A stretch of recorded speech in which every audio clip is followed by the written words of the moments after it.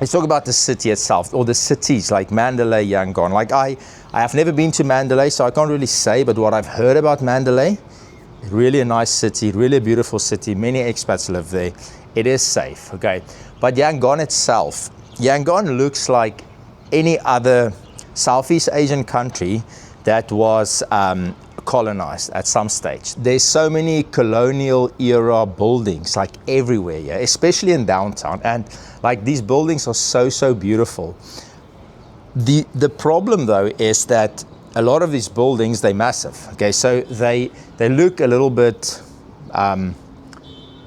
they're not being cared for. Like some of them are standing empty, some of them have occupants in them, but it's big buildings, so they can't really put too much money in it. So the walls, the paint is peeling, the walls are full of moss, the courtyards are overgrown.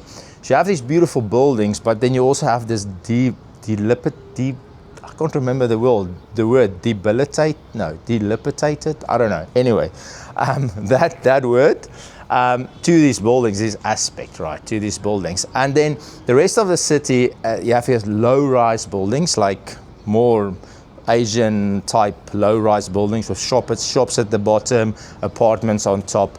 But then the entire skyline, wherever you are in the city, you can see the Shwedagon Pagoda. This 325 foot gold-plated pagoda, beautiful pagoda. And when I say gold-plated, I mean real gold.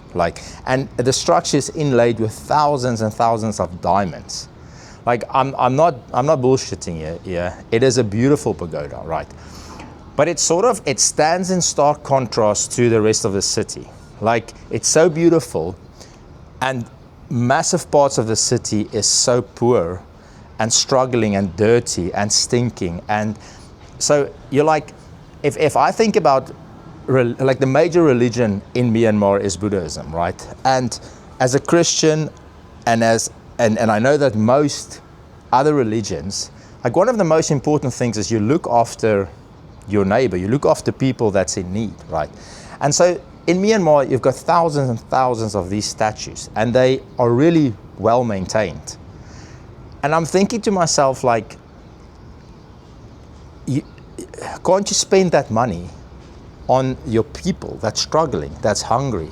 But anyway, it's still a beautiful pagoda, very nice. And you have the sounds of a Southeast Asian, and the smells and everything. So it's a very vibrant, busy city and all of that. So yeah, awesome, beautiful city with these little things happening.